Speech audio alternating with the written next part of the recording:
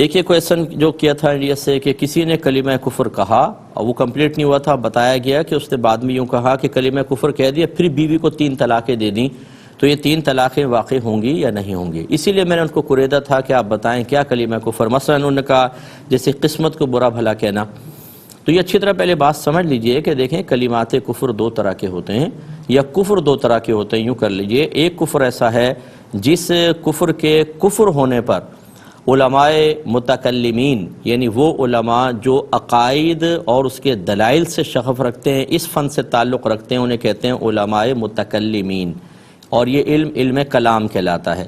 اگر علماء متکلمین کسی کفر کو کفر قرار دیں تو وہ حقیقتاً یہ کفر ہوتا ہے، ایسا کفر کہ اس کے بعد انسان مرتد ہو جاتا ہے اور دائرہ اسلام سے خارج ہو جاتا ہے۔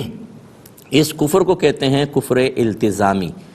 اور ایک ایسا ہوتا ہے کہ علماء متکلمین تو اسے کفر قرار نہیں دیتے، لیکن فقہا انہیں کہتے ہیں جو شرعی مسائل سے شغف رکھتے ہیں، حرام حلال، نماز روزہ حج زکوٰۃ، ان کا عقیدے کے اوپر اتنا وہ یعنی عقیدے کے علم کو یہ اس میں شغف نہیں ہوتا، اس میں مصروفیت نہیں ہوتی، اس میں ہوتی ہے۔ بعض اوقات فقہا کسی چیز کو کفر قرار دے دیتے ہیں، لیکن علماء متکلمین کفر نہیں کہتے ہیں۔ ایسی صورت میں یاد رکھیں کہ جو کفر کرنے والا ہے وہ کافر نہیں ہوتا،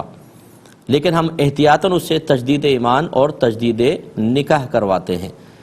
اسے کہتے ہیں کفر لزومی۔ تو کفر التزامی اور کفر لزومی یہ 2 چیزیں ہوتی ہیں۔ خلاصہ کلام یہ کہ علماء متکلمین کسی کفر کو کفر قرار دے کہ ہاں یہ واقعی کفر ہو گیا، انسان دائرہ اسلام سے خارج۔ علماء متکلمین اور فقہا دونوں کسی کے کفر پہ متفق ہو جائیں، وہ لازم سے بات ہے، بدرجہ اولا۔ لیکن اگر علماء متکلمین نہ کہیں اور فقہا کسی چیز کو کفر کہیں تو اکثر اس میں ایسے ہی ہوتا ہے کہ وہ غیر کفر کو کفر لکھتے ہیں احتیاطاً، کہ انسان اس میں مبتلا ہو کر ایسا نہ ہو حقیقی کفر تک پہنچ جائے۔ یعنی وہ غور کرتے ہیں کہ اگر اس پہ ہم رعایت دے دیتے ہیں یہ تھوڑا آگے بڑھے گا اور حقیقی کفر تک پہنچ جائے گا، تو وہ پہلے اس میں ہی کہتے ہیں کہ بھئی یہ کفر ہے، لیکن اس میں وہ واضح طور پہ لکھتے ہیں کہ اس کے کہنے والے یا کرنے والے کو ہم کافر قرار نہیں دیں گے، اس کے قول یا فعل کو کفر کہیں گے۔ اس میں احتیاطاً تجدید ایمان اور تجدید نکاح ہوتا ہے۔ تو اسی لیے میں نے آپ سے پوچھا، آپ نے جو قسمت کو برا بھلا کہنے والا کہا یہ کفر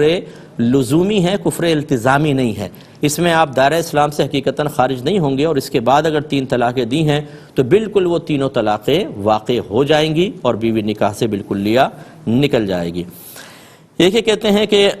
روزے کا کفارہ کن صورتوں میں ہو